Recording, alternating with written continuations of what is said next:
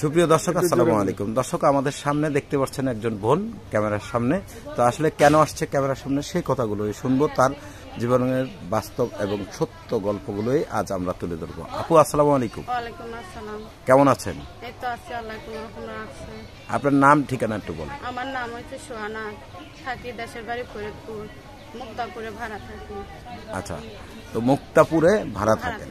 আচ্ছা, তো আপনার ফ্যামিলি মেম্বার কয়জন? আমার ফ্যামিলিতে বলতে আছে খালা, আর আপন বলতে কেউ নাই। আপন বলতে খালা, আর কেউ নাই? আর কেউ নাই। আচ্ছা, তো এই যে খালার কাছে কেন? মা বাবা ভাই বোন কি হয়েছে সেটা বলেন একটু।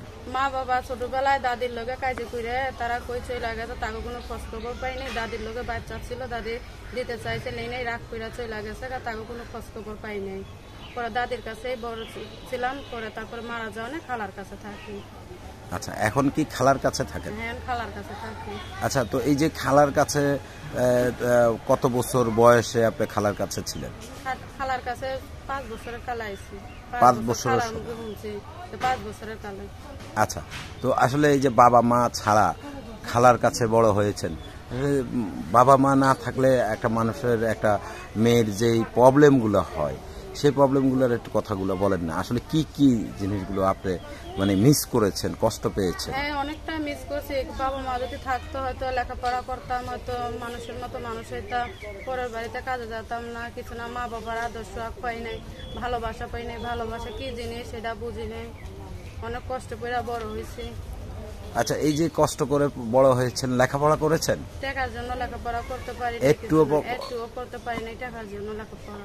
আচ্ছা, তো আসলে এখন আপনি এই যে ক্যামেরার সামনে যে আসছেন, মূলত আসার উদ্দেশ্যটা কি? কি কারণে আসছেন? আসার উদ্দেশ্য আইছি অনেক কষ্ট করে, দুঃখ করে একটা জীবন সঙ্গীর জন্য আইছি।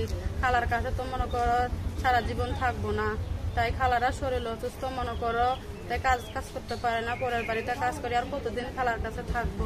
একটা মনের মতো মানুষের একটা জীবন সঙ্গী হলে যেন সারাটা জীবন তার কাছে যেটা ডাইল ভাত খেয়ে থাকতে পারি। প্রেম করেছিলেন? না, কারোর সাথে কখনো প্রেম। কয়জন অফার দিয়েছে আপনাকে? সত্যি করে বলেন। এরকম কোনো অফার পাই নাই, কেননা সারা জীবন কাজ করতে যতটুকু শিয়ানো হইতে মানুষের বাড়ি কাজে মনে করে জীবন শেষ হয়ে গেছে। ওইরকম কেউ আসেনি লাইফে। ওরকম কেউ আসেনি লাইফে? আচ্ছা, তো এখন লাইফটা সাজাইতে চাইলে তো সেরকম একজন মানুষ লাগবে। যে কেমন মানুষ চাচ্ছেন? সে যে রকমই হোক, তার মনটা সুন্দর লাগবে, তার ব্যবহার চরিত্র ভালো থাকবে, এইরকম যে তার কাছে থেকে চাইতে ডাইল ভাত খেয়ে সারাটা জীবন যেন। অনেকে তো, অনেক মেয়েরা এই কথাগুলো বলে যে সে যেরকমই হোক সমস্যা নাই, বয়স বেশি হোক সমস্যা নাই, কিন্তু পরবর্তীতে দেখা যাচ্ছে যে তাদের কাছ থেকে টাকা পয়সা খেয়ে আর কোনো খোঁজ খবর নাই, নাম্বার ব্লক করে দেয়। এরকম কিছু করবেন নাকি? আবার সবাই একরকম না তো, সবাই যদি এক হতো তাহলে পৃথিবীতে চলতো না। ভালো মন্দ সবার মাঝেই আছে, সবাই এক না। কত ভালো আছে, কত মন্দ আছে, কত দুঃখ পড়ে আসে, কত আসে সুখে পড়ে আসে। সবাই তো এখন কি আপনি সুখে পড়ে আসছেন নাকি? আমি অনেক দুঃখে পড়ে আইছি, অনেক কষ্ট করে প্রতিবেদনের সামনে আইছি, যেন আর প্রতিবেদনের সামনে না আসা লাগে। মানে আর প্রতিবেদনে আসতে চান না? আর আসতে চাই না, মনের মতো একটা মানুষ পেলে আর আসতে চাই না। আচ্ছা, প্রতিবেদনের সামনে। আপনার নাম যেন কি বললেন? সোহানা। সোহানা। তো আসলে সোহানা, যে আপনার মনের মতো একজন চাচ্ছেন, যে মনের মতো একজন পাইলে আপনি আর ক্যামেরার সামনে আসবেন না? ক্যামেরার সামনে আসবো না।